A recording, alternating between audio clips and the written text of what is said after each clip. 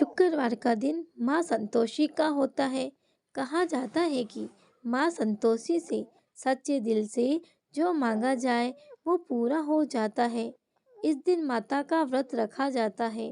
अगर इस दिन सच्चे मन से माँ की व्रत कथा की जाए तो माँ अपने भक्तों की मनोकामनाएं पूर्ण करती है।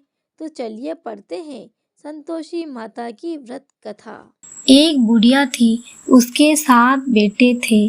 6 कमाने वाले थे और एक कुछ नहीं कमाता था। बुढ़िया 6 की रसोई बनाती, भोजन कराती और उनसे जो कुछ झूठन बचती वो 7वें को दे देती।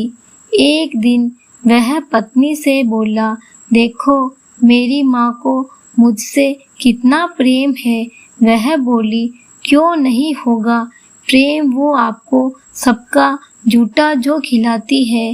वो बोला, ऐसा नहीं हो सकता, जब तक मैं अपनी आँखों से न देख लूं मैं नहीं मान सकता। कुछ दिन बाद त्योहार आया। घर में 7 प्रकार का भोजन और लड्डू बने।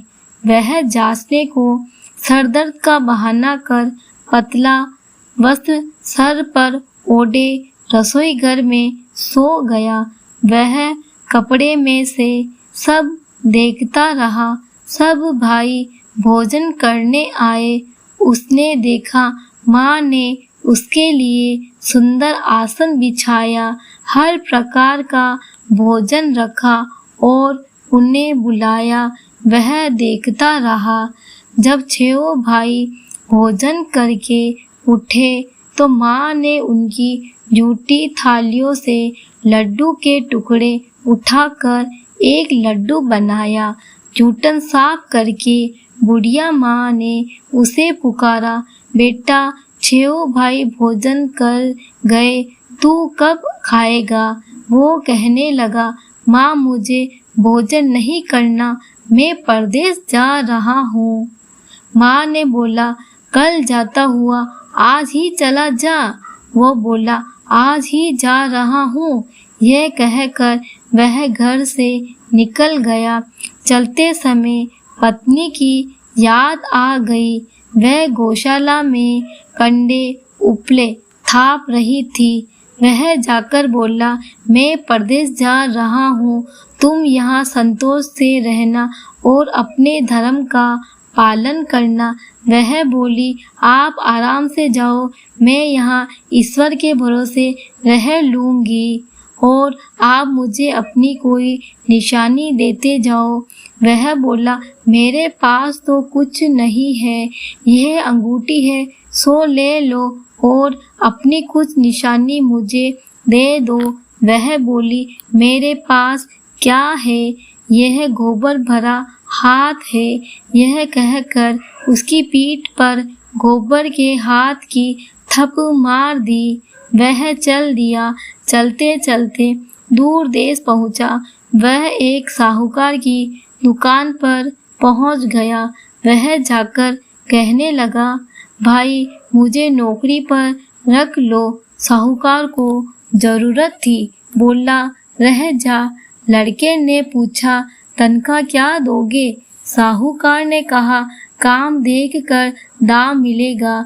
अब वह सुबह से शाम तक नौकरी करने लगा।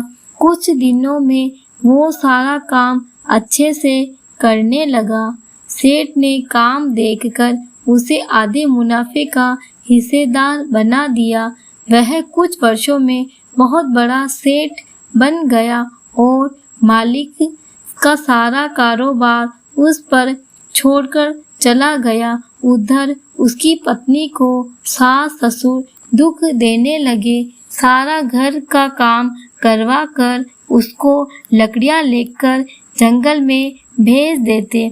घर में आटे से जो भूसी निकलती उसकी रोटी बनाकर रख दी जाती और फूटे नारियल की नारियली में पानी दे देते।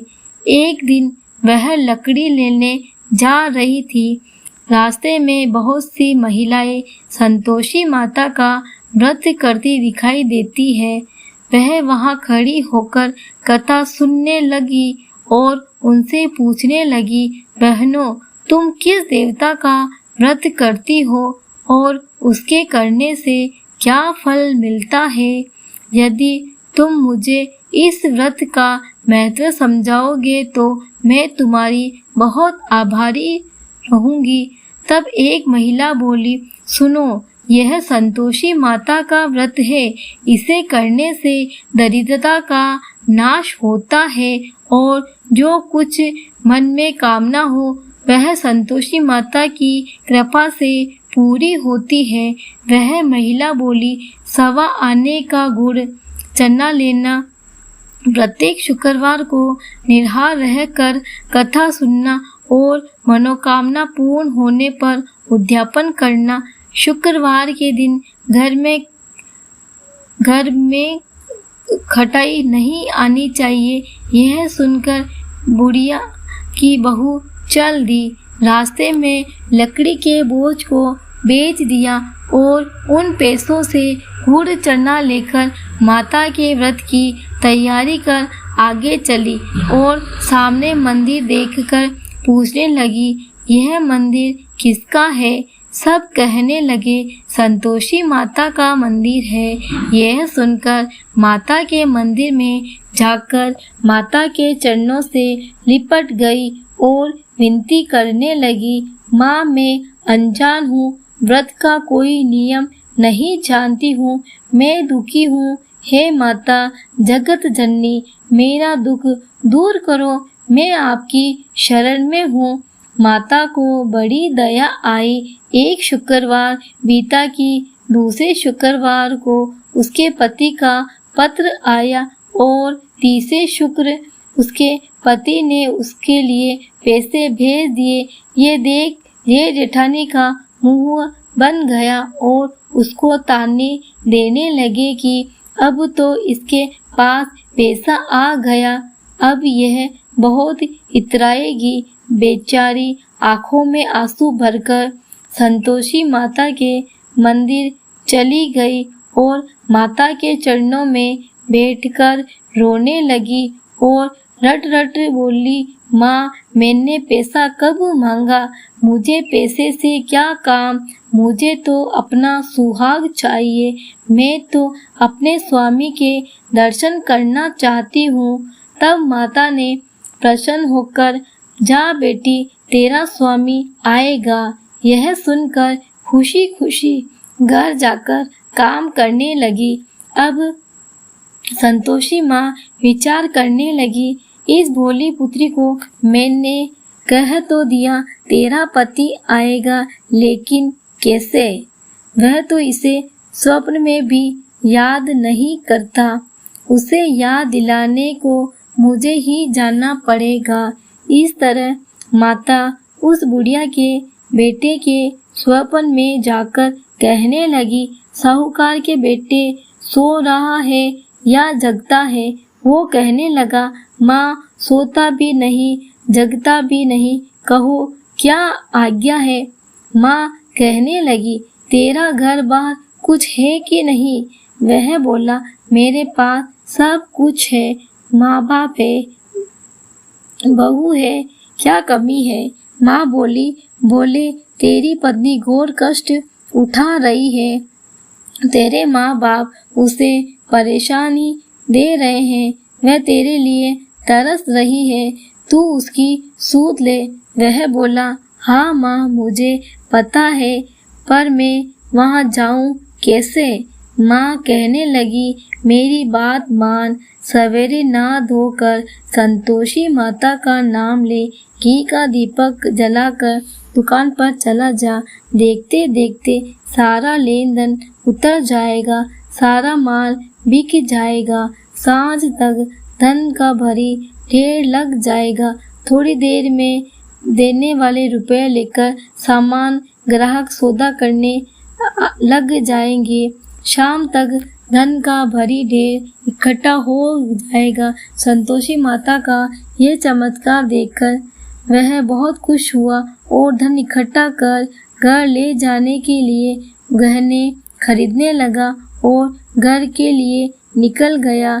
उधर उसकी पत्नी जंगल में लकड़ी लेने जाती है। लौटते वक्त माताजी के मंदिर में आराम करती है। प्रतिदिन वह वही विश्राम करती थी। अचकन से धूल उड़ने लगी। धूल उड़ती देख वह माता से पूछने लगी, हे माता, यह धूल कैसे उड़ रही है? हे पुत्री, तेरा पति आ रहा है। अब तू ऐसा कर, लकड़ी के 3 ढेर तैयार कर, एक नदी के किनारे रख, दूसरा मेरे मंदिर में रख और तीसरा अपने सर पर। तेरे पति को लकड़ियों का गट्ठर देख तेरे लिए मोह पैदा होगा।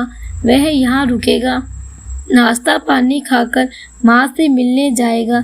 अब तू लकड़ियों का बोझ उठाकर चौक पर जाना और गट्ठर नीचे रख कर जोर से आवाज लगाना, लो सासू जी, लकड़ियों का गट्ठर लो, भूसी की रोटी दो, नारियल के खेपड़े में पानी दो, आज मेहमान कौन आया है?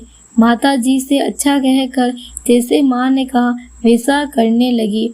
इतने में मुसाफिर आ गए। सूखी लकड़ी देख उनकी इच्छा हुई कि हम यही आराम करें और भोजन बनाकर खा पीकर गांव जाए। आराम करके गांव को चले गए। उसी समय सिर पर लकड़ी का कट्टर लिए वह आती है। लकड़ियों का बोझ आंगन में उतारकर जोर से आवाज लगाती है, लो सासू जी, लकड़ियों का गट्ठर लो, भूसी की रोटी दो, आज मेहमान कौन आया है? यह सुनकर उसकी सास बाहर आकर अपने दिए हुए कष्टों को भुलाने के लिए कहती है, बहू ऐसे क्यों कह रही है? तेरा मालिक आया है, आ बैठ, भोजन कर, कपड़े गहने पहन। उसकी आवाज सुन कर उसका पति बाहर आता है। अंगूठी देख व्याकुल हो जाता है। माँ से पूछता है, माँ ये कौन है? माँ बोली, बेटा ये तेरी बहू है। जब से तू गया है तब से सारे गांव में भटकती फिरती रहती है। घर का कामकाज कुछ नहीं करती, 4 पहर आकर खा जाती है। वह बोला, ठीक है माँ, मैंने इसे भी देखा और तुम्हें भी। अब दूसरे घर की चाबी दो, उसमें रहूंगा। माँ बोली, ठीक है।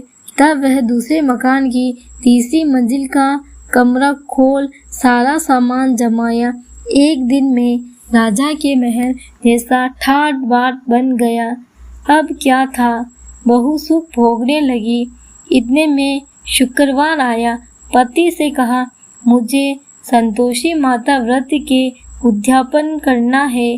पति बोला, खुशी से कर लो। वह उद्यापन की तैयारी करने लगी। जेठानी के लड़कों को भोजन के लिए कहने गई। उन्होंने कहा, ठीक है, पर पीछे से जेठानी ने अपने बच्चों को कहा, भोजन के वक्त खटाई मांगना, जिससे उसका उद्यापन पूरा न हो। लड़के गए, खीर खाकर पेट भर गया, लेकिन खाते ही कहने लगे, हमें खटाई दो, हमने खीर नहीं खानी है। वह कहने लगी, खटाई नहीं दी जाएगी, यह तो संतोषी माता का प्रसाद है।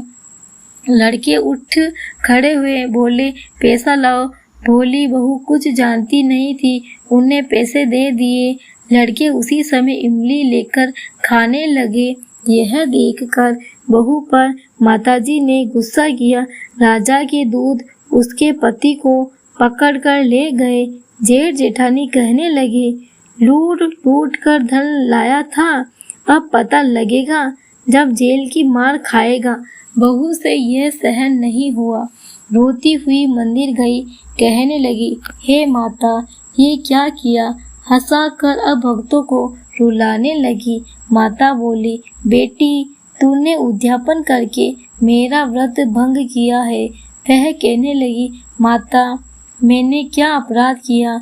मैंने भूल से लड़कों को पैसे दिए थे, मुझे क्षमा करो, मैं फिर तुम्हारा उद्यापन करूंगी। माँ बोली, अब भूल मत करना। वह कहती है, अब भूल नहीं होगी। अब वो कैसे आएंगे? माँ, बोली, जा तेरा पति तुझे रास्ते में आता मिलेगा। वह निकली, राह में पति मिला। उसने पूछा, कहाँ गए थे? वह कहने लगा, इतना धन जो कमाया था उसका टैक्स राजा ने मांगा था, वह भरने गया। वह खुश होकर बोली, अब घर चलो। कुछ दिन बाद फिर शुक्रवार आया।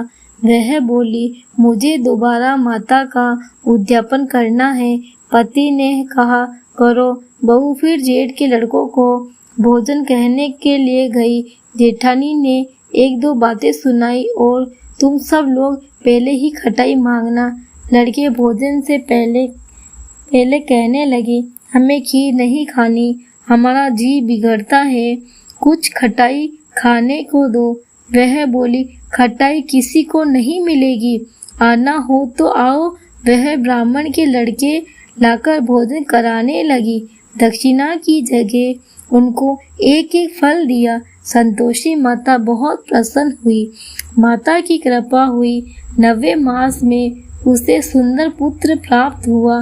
पुत्र को पाकर प्रतिदिन माता जी मंदिर में जाने लगी। माँ ने सोचा, यह रोज आती है, आज क्यों न इसके घर चलूं।